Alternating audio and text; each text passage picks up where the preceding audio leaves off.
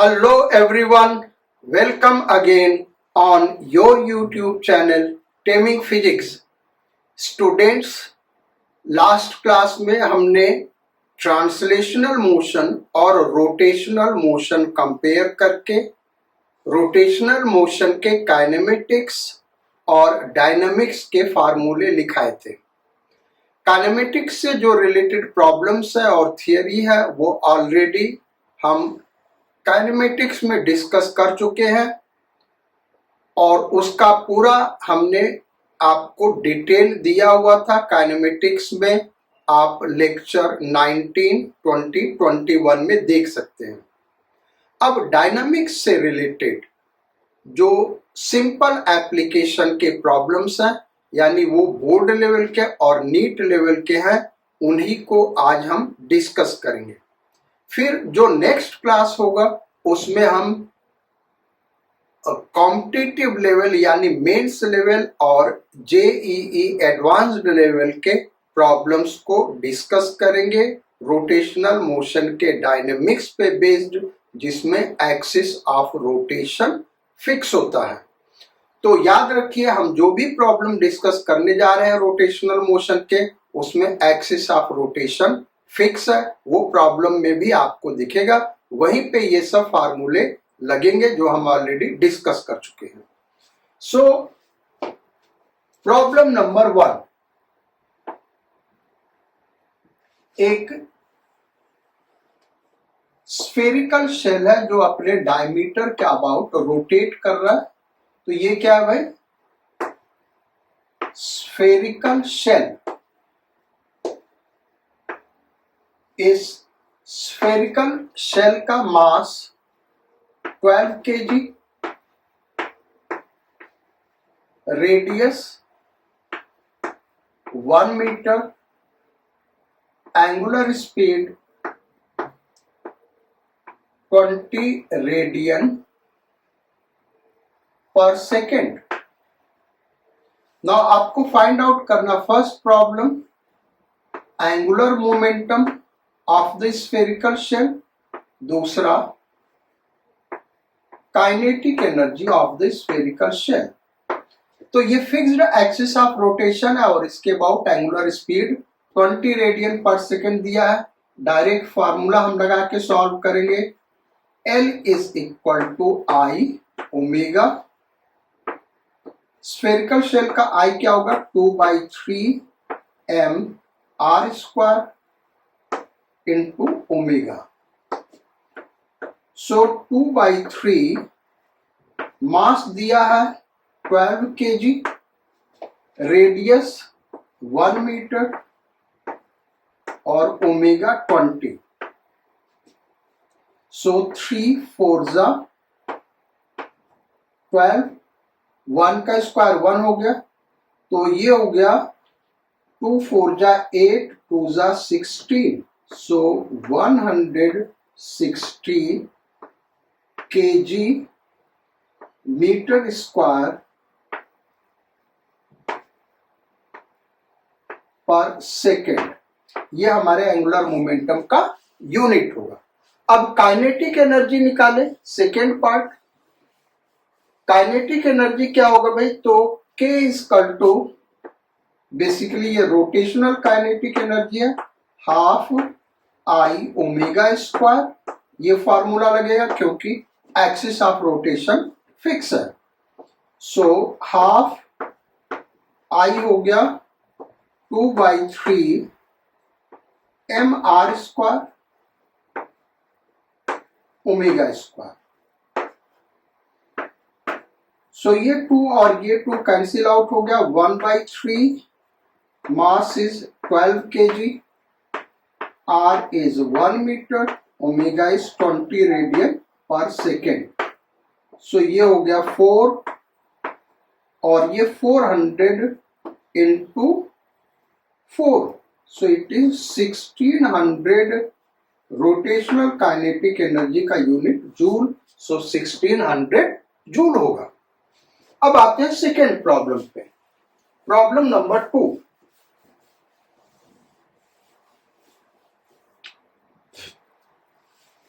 So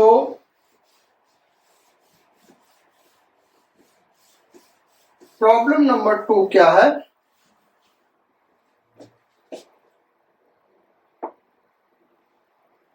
There is a pulley which can rotate freely about its axis. पुली का मास 10 kg है,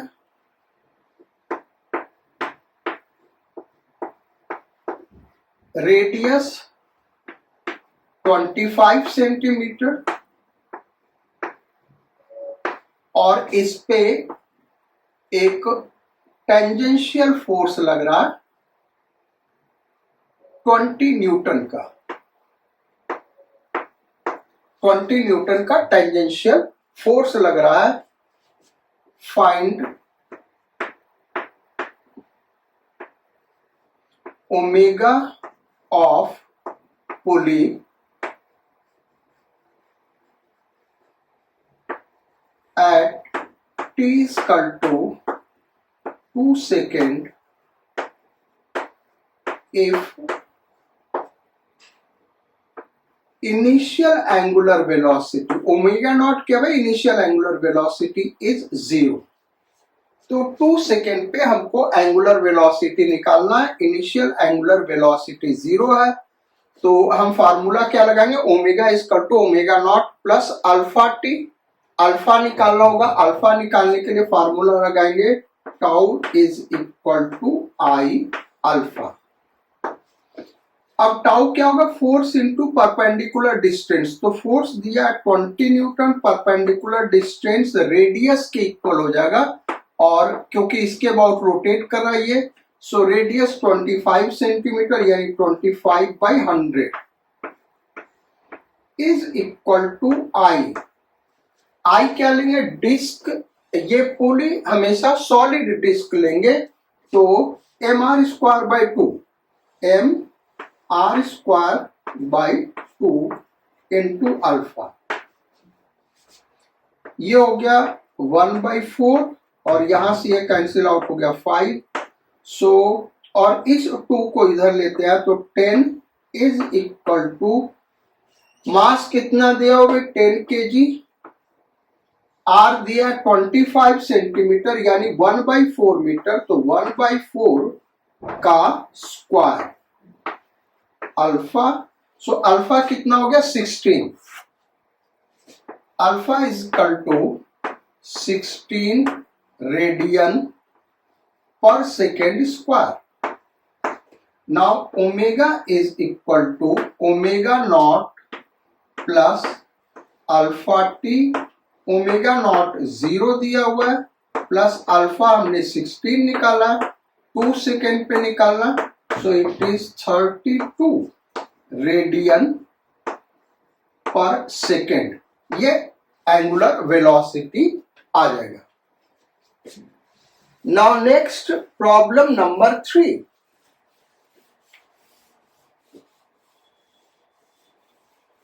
problem number 3 पे आते हैं, और प्रॉब्लम नंबर 3 क्या है नोट करिए भाई।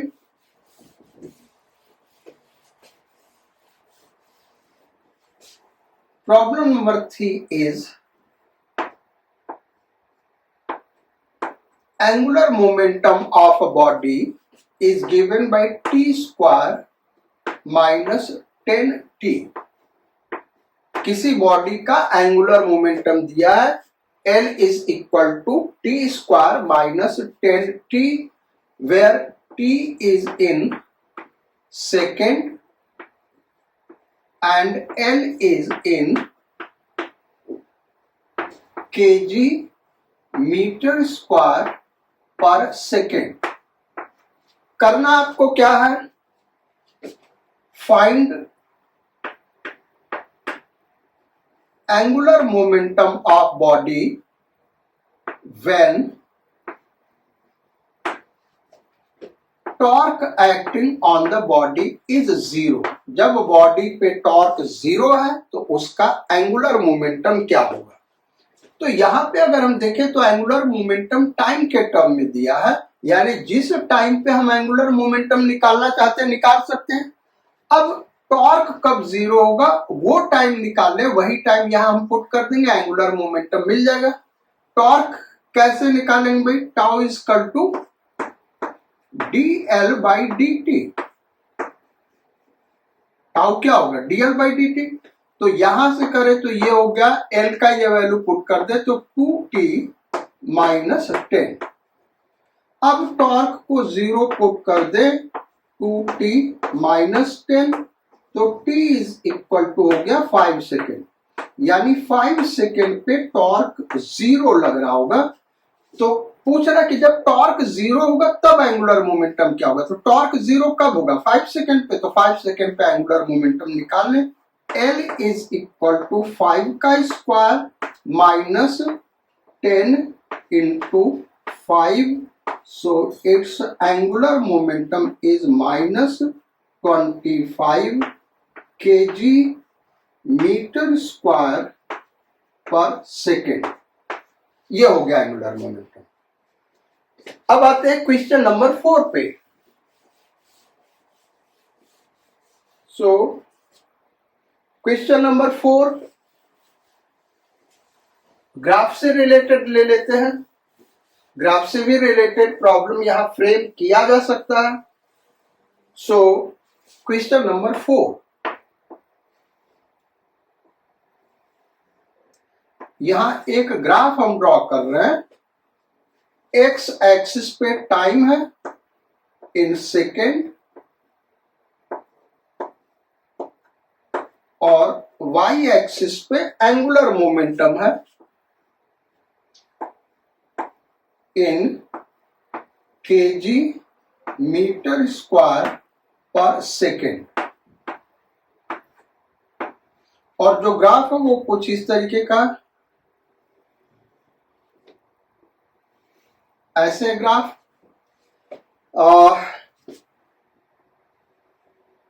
यहां पे 3 सेकेंड पर इसका एंगुलर मोमेंटम 120 ये लिखा है बेटा, 120 KG metre square per second, और 6 सेकेंड पे एंगुलर मोमेंटम वही है। अब क्वेश्चन ये पूछ रहा है, find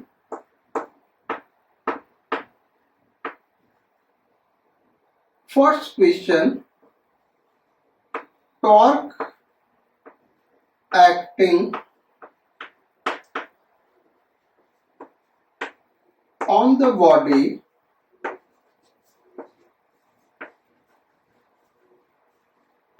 at t is equal to 2.3 second. Second question, torque acting on the body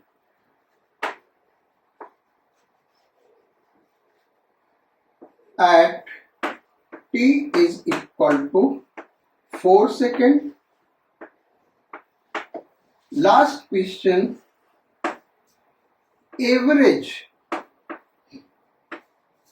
torque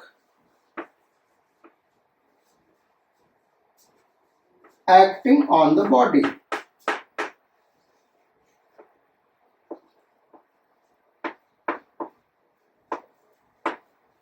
तो 3 प्रॉब्लम इसमें है। पहले तो 2.3 सेकेंड पे टॉर्क क्या लग रहा है, फिर 4 सेकेंड पे टॉर्क क्या लग रहा है, फिर एवरेज टॉर्क क्या लग रहा है। तो फर्स्ट प्रॉब्लम को हम निकालते हैं। देखो, जो टॉर्क होता है dl बाई dt होगा, और dl बाई dt क्या होगा, एल टी ग्राफ का स्लोप होगा। dl बाई dt क्या होगा भाई, एल टी ग्राफ का स्लोप होगा। तो हमको करना क्या है, 2.3 सेकेंड पे स्लोप क्या है ये हमको निकालना है। तो 2.3 सेकेंड 0 सेकेंड और 3 सेकेंड के बीच में लाई कर रहा है, और ये ग्राफ एक स्ट्रेट लाइन है। तो 2.3 सेकेंड पे स्लोप वही होगा जो कि 0 से 3 सेकेंड का स्लोप है, क्योंकि स्ट्रेट लाइन ग्राफ है। So torque at 2.3 second is equal to slope. और स्लोप हम निकालें तो ये आएगा परपेंडिकुलर अपॉन बेस। परपेंडिकुलर है 120 और बेस है 3, so it is 40 newton metre. ये हो गया हमारे फर्स्ट पार्ट का सॉल्यूशन। सेकेंड पार्ट का सॉल्यूशन क्या होगा? 4 सेकेंड पे हमको टॉर्क निकालना, तो 4 सेकेंड, 3 सेकेंड और 6 सेकेंड के बीच में कहीं लाई करेगा, यानी इसका स्लोप निकालना, और इसका स्लोप क्या होगा भाई? 0। सो सेकेंड पार्ट का आंसर हो गया 0 newton metre. Third part average torque पूछ रहा है, तो एवरेज टॉर्क निकालेंगे कैसे? हमको जब एवरेज टॉर्क निकालना, तो टाइम इंटरवल नहीं दिया है, और टाइम इंटरवल नहीं दिया है तो ये अंडरस्टूड है कि ग्राफ जितने सेकेंड के लिए ड्रॉ किया गया है उसी का हम एवरेज निकालेंगे। तो ग्राफ हम देखें तो 0 से 6 सेकेंड के लिए ड्रॉ किया गया है, तो tau average is equal to इसका, यहां 0 सेकेंड ये है और 6 सेकेंड ये है, इसको मिला दो, और ये जो लाइन है इसको हम लिख दें ए बी, तो ए बी लाइन का स्लोप निकालेंगे, यही एवरेज टॉर्क हो जाएगा। भाई यही एवरेज टॉर्क क्या होगा? L2 minus L1 upon T2 minus T1। आप ऐसे भी कर सकते हैं, तो L2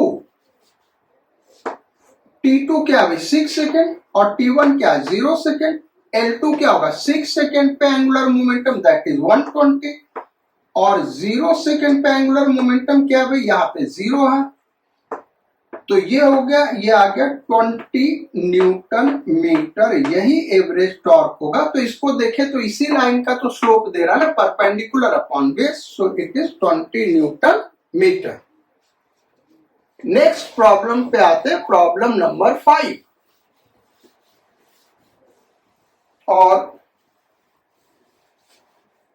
problem number 5 again graph से रिलेटेड ये प्रॉब्लम है, और यहां पे जो ग्राफ है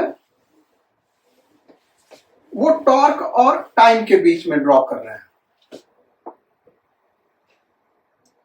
problem number 5,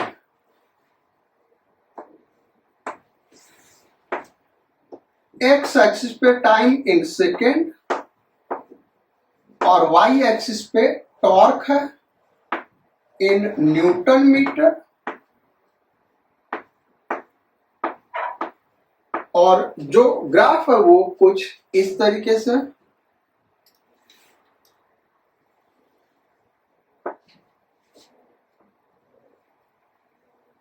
this is 2 second, this is 6 second, और यहां पे इसको हम कर ले 30। अब प्रॉब्लम ये दिया कि moment of inertia of the body is 3 kg metre square. Body का moment of inertia 3 kg metre square है, और उसके ऊपर जो टॉर्क लग रहा है टाइम के साथ कैसे वेरी कर रहा, ये फिगर में दिखाया हुआ है। Initial angular velocity omega naught is equal to 3 radian per second. Find first question, angular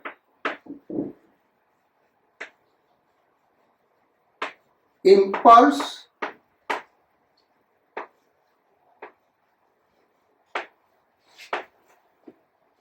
given to the body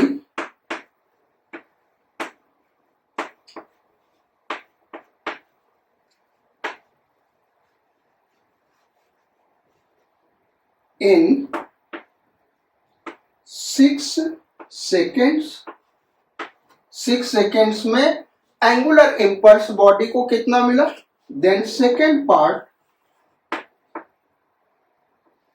angular velocity at t is equal to 6 second. 6 second पे एंगुलर वेलोसिटी क्या ये निकालना है। तो एंगुलर इम्पल्स के लिए formula हमने लिखा था J is equal to integration of torque with respect to time, और integration of torque with respect to time क्या होगा भाई, टॉर्क टाइम ग्राफ का area, it will be area of tau T graph, इसका area ही होगा ना। तो is equal to first part हम कर रहे हैं, इसका एरिया हम निकाल लें। ये एक ट्रायंगुलर शेप है और ट्रायंगुलर शेप है तो ट्रायंगल का एरिया क्या होगा भाई, हाफ इंटू बेस हो गया 6 इंटू हाइट हो गया 30, तो इट इज 90, कितना हो जाएगा 90। यूनिट क्या हो गया भाई, न्यूटन मीटर सेकेंड, ये इसका यूनिट हो जाएगा। अब हमको ओमेगा 6 सेकेंड पे निकालना है, तो इंपल्स मोमेंटम थ्योरम लगा दे, तो angular impulse is equal to change in angular momentum, ये होगा। अच्छा, angular impulse is equal to ये होगा आई ओमेगा टू, ओमेगा लिख दे, माइनस ये क्या होगा आई ओमेगा 1 यानी omega naught initial angular velocity. तो J कितना हमारा 90 इज इक्वल टू I कितना दिया हुआ प्रॉब्लम में 3 kg मीटर स्क्वायर, सो 3, ओमेगा हमको निकालना 6 सेकेंड पे, और ओमेगा नॉट कितना दिया हुआ 10, सो 10, so omega is equal to 40 radian per second, ये हमारा आंसर हो जाएगा। तो ये हो गया हमारा प्रॉब्लम नंबर 5। अब आते हैं प्रॉब्लम नंबर 6 पे, इसको आप नोट कर लो, फिर प्रॉब्लम नंबर 6 करते हैं, और इसको इरेज कर ले आप, वीडियो 10 सेकेंड आगे बढ़ा लीजिए, इसको इरेज कर लेते, फिर नेक्स्ट प्रॉब्लम देते भाई, problem number 6। So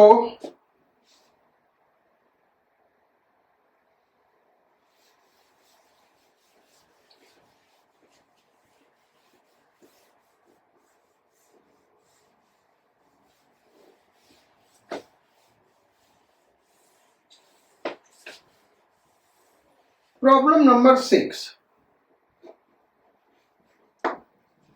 find percentage increase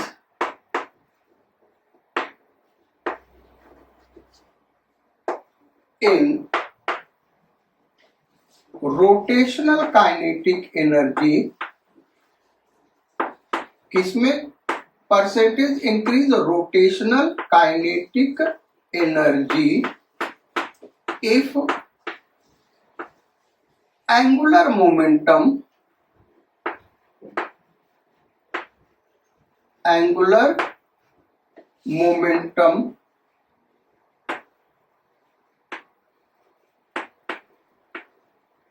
increases by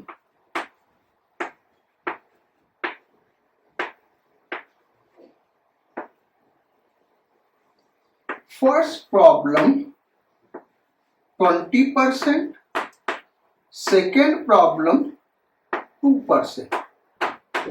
first problem ये कह रहा कि एंगुलर मोमेंटम अगर 20% से इंक्रीज कर जाए तो रोटेशनल काइनेटिक एनर्जी में कितने परसेंट का इंक्रीज होगा, और सेकेंड कह रहा कि एंगुलर मोमेंटम अगर 2% से इंक्रीज कर जाए तो रोटेशनल काइनेटिक एनर्जी कितने परसेंट से इंक्रीज करेगा।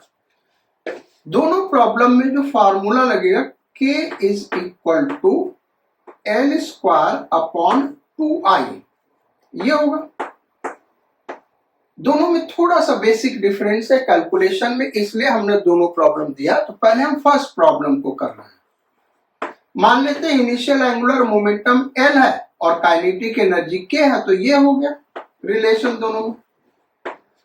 अब कह रहा कि एंगुलर मोमेंटम 20% से इंक्रीज कर दिया, तो नया एंगुलर मोमेंटम L डैश मान लें is equal to initial angular momentum plus increase in angular momentum, यही होगा ना भाई। तो अब ये 20% दिया क्या है, delta L upon L into 100, इसी को तो हम परसेंटेज इंक्रीज कहेंगे। Increase in angular momentum upon initial angular momentum into 100, ये हो गया हमारा 20% दिया हुआ, 20%, ये हो गया 1/5। तो 20% नहीं, ये 20 हो जाएगा ना, इज इक्वल टू 20%।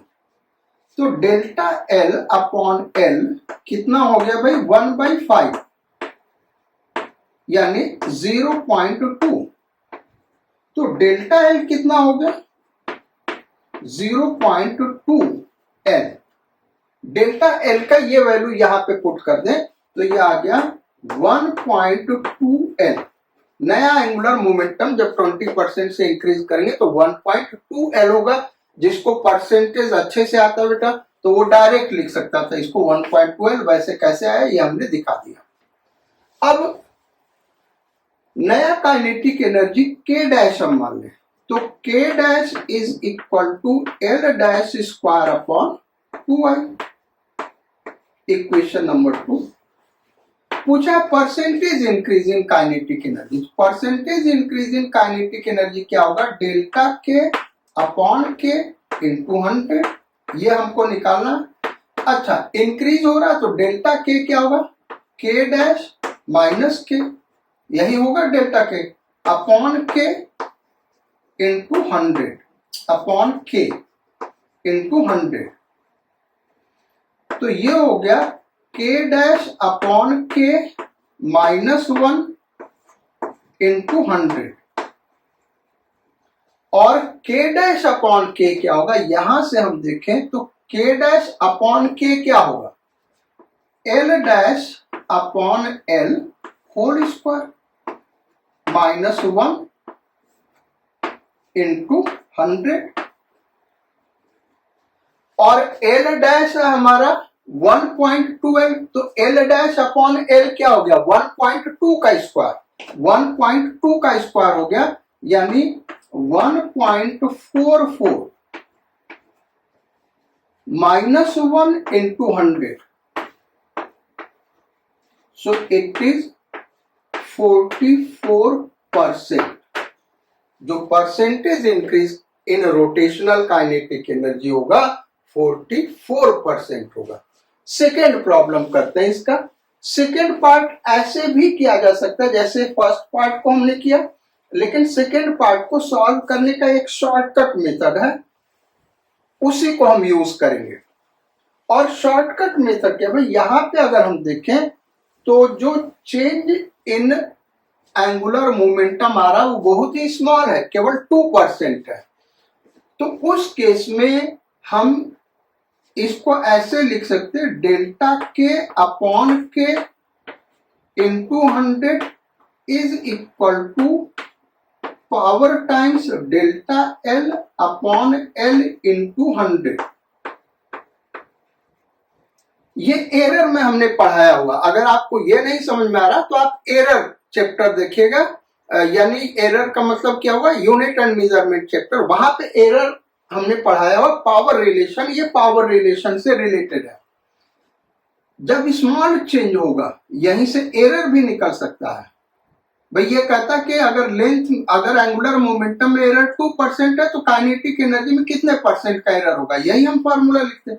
अब एरर की जगह ये चेंज कर रहा तो हम चेंज के लिए फार्मूला ऐसे लिख दिए, तो इज इक्वल टू यही हमको निकालना, तो इसका वैल्यू पुट कर दे 2, और delta L upon L into 100 कितना दिया, और 2%, सो आंसर इज 4%। ये हमारा आंसर हो जाएगा। नेक्स्ट प्रॉब्लम नंबर 7, और प्रॉब्लम नंबर 7 ये भी परसेंटेज चेंज से ही रिलेटेड हम दे रहे हैं इस क्वेश्चन को। सो इसको थोड़ा सा इरेज कर ले।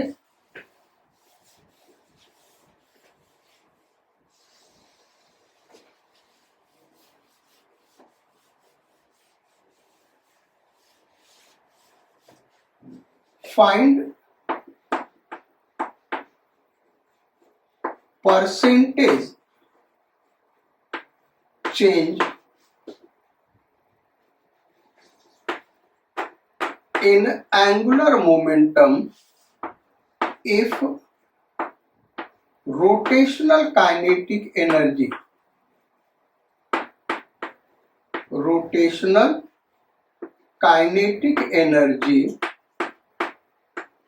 decreases by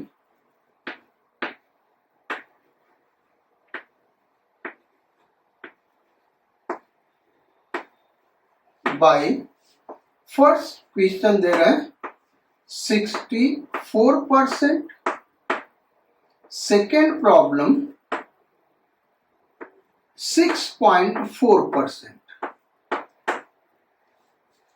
तो जैसा पिछला क्वेश्चन दिया था उसी टाइप का पिछले में इंक्रीज दिया था, वो भी एंगुलर मोमेंटम में increase, percentage increase in kinetic energy निकालना था। यहाँ पे परसेंटेज चेंज पूछ रहा है, यानी हमको बताना होगा कि चेंज इंक्रीज है या डिक्रीज।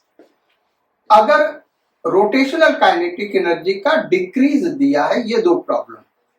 तो पहले फर्स्ट प्रॉब्लम हम करते हैं।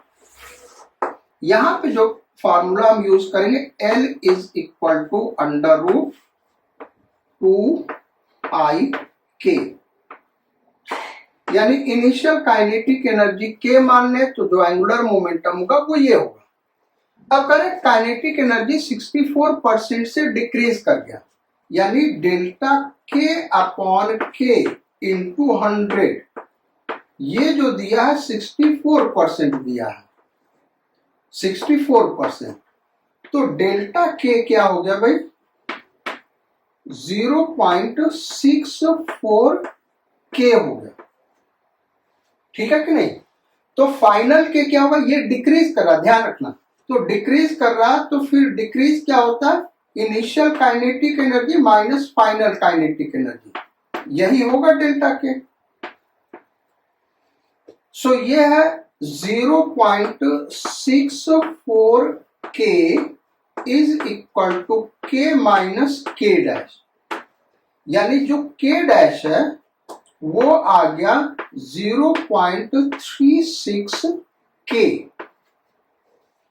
तो फाइनल काइनेटिक एनर्जी ये होगा, final angular momentum L dash हम सपोज कर लें, तो एल डैश क्या हो जाएगा, अंडर रूट 2I के डैश, इक्वेशन नंबर 2 ये हो गया।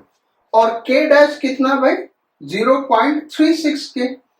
तो ये वैल्यू वहां पे हम पुट कर दें तो ये आ गया अंडर रूट 2I इंटू 0.36 के, और इसको सॉल्व करेंगे तो 0.36 का स्क्वायर रूट लेंगे 0.6, अंडर रूट क्या बचा 2I के, और 2I के को क्या लिख सकते हैं, एल डैश हमारा ये आ गया। अब एंगुलर मोमेंटम क्या हो रहा, पहले L था, अब 0.6 L है, यानी डिक्रीज किया, यानी परसेंटेज डिक्रीज होगा। तो percentage decrease in angular momentum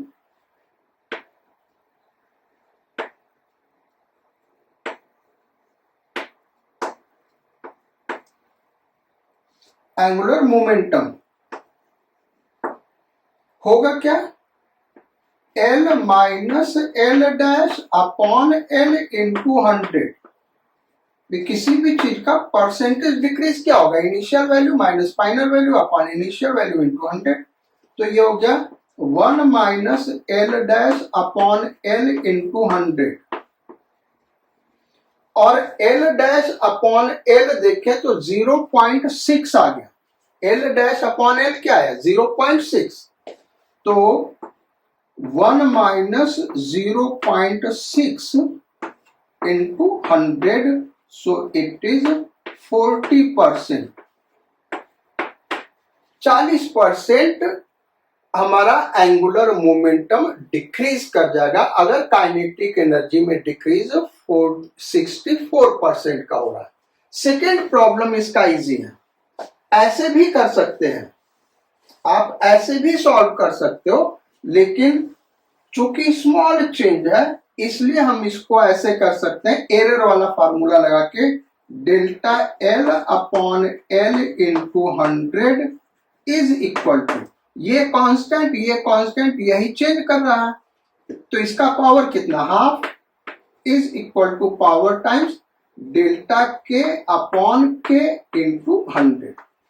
अब चूंकि पावर पॉजिटिव है तो ये डिक्रीज करेगा तो ये भी डिक्रीज करेगा, यानी percentage decrease in angular momentum होगा, ये ध्यान रखना, हाफ यही हमको निकालना है। और delta K upon K into 100 क्या दिया 6.4%, सो इट इज 3.2%। ये हो गया percentage decrease in angular momentum. तो ये हो गया भाई क्वेश्चन नंबर 7। अब क्वेश्चन नंबर 8 पे आते, लास्ट क्वेश्चन है और ये मेंस लेवल का क्वेश्चन है या एडवांस लेवल पे इजी और एवरेज क्वेश्चन आप कह सकते हैं। क्वेश्चन क्या है, problem number 8,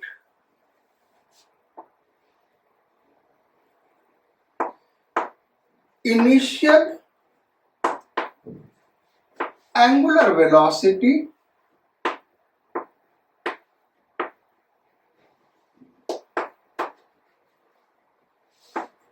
of a body is 0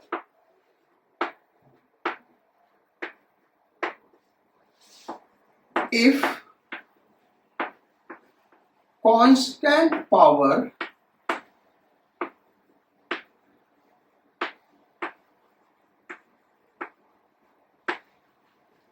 is applied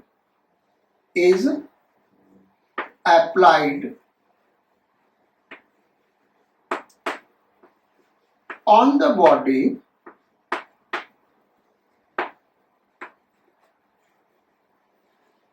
so that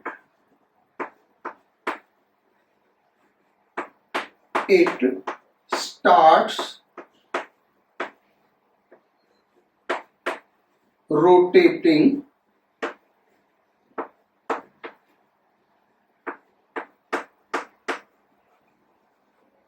then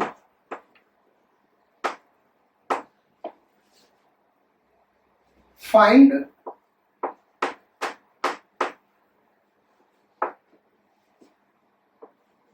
proportionality relation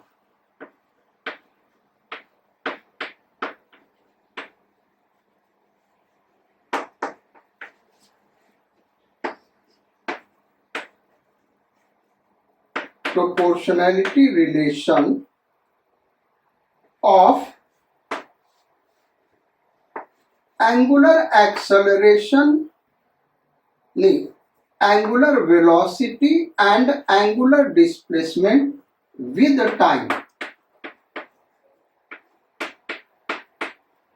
time के साथ एंगुलर वेलोसिटी और एंगुलर डिस्प्लेसमेंट का प्रोपोर्शनैलिटी रिलेशन क्या होगा ये हमको निकालना है।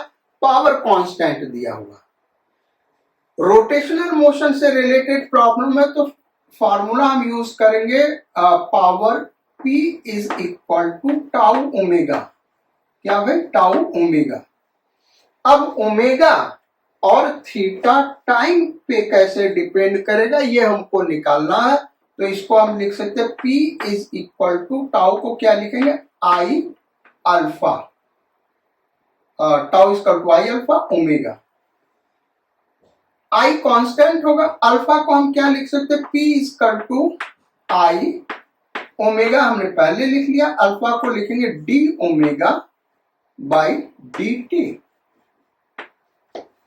तो इस तरीके से आ गया omega d omega is equal to p by I d T. इसी को इंटीग्रेट कर लें तो टाइम t इक्वल टू 0 पे एंगुलर वेलोसिटी 0 दिया है, किसी टाइम t पे एंगुलर वेलोसिटी ओमेगा निकाल ले, यही हमको निकालना है। p बाई आई कॉन्स्टेंट है इसलिए हमने इसको बाहर कर लिया, तो ये हो जाएगा omega square by 2 is equal to, ये हो जाएगा t, तो p t बाई आई, यानी omega is equal to under root 2 p by I into T to the power half. ये हो गया हमारे फर्स्ट प्रॉब्लम का आंसर। अब सेकेंड करा कि एंगुलर डिस्प्लेसमेंट थीटा टाइम पे कैसे डिपेंड करेगा, तो ओमेगा को हम क्या लिख सकते हैं, D theta by D T.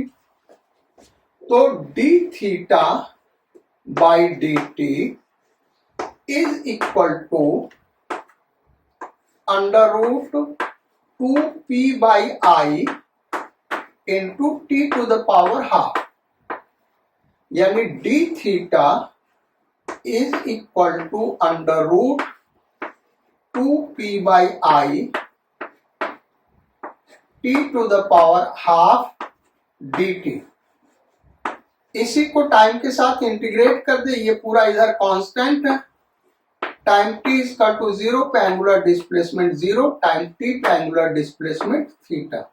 So theta is equal to, इसका इंटीग्रेशन करेंगे तो t to the power 3/2 upon 3/2 यानी 2/3 under root 2p by I into T to the power 3/2। ये आंसर हो गया। तो आज का क्लास यहीं खत्म करते हैं। आज हमने रोटेशनल मोशन के डायनेमिक्स से रिलेटेड सिंपल प्रॉब्लम्स किए जो बोर्ड लेवल और नीट लेवल के, ये थोड़ा सा टफ प्रॉब्लम था। नेक्स्ट जो क्लास होगा उसमें रोटेशनल मोशन के टफ प्रॉब्लम्स करेंगे, यानी मेंस और एडवांस लेवल के प्रॉब्लम्स करेंगे जहां पे एक्सिस ऑफ रोटेशन फिक्स होगा। So thank you for your kind attention in the class. अगर आप नए व्यूअर हैं तो हमारे चैनल को सब्सक्राइब करिए और दूसरे फ्रेंड्स को रिकमेंड करिए। We will meet again in next class with advanced level problems.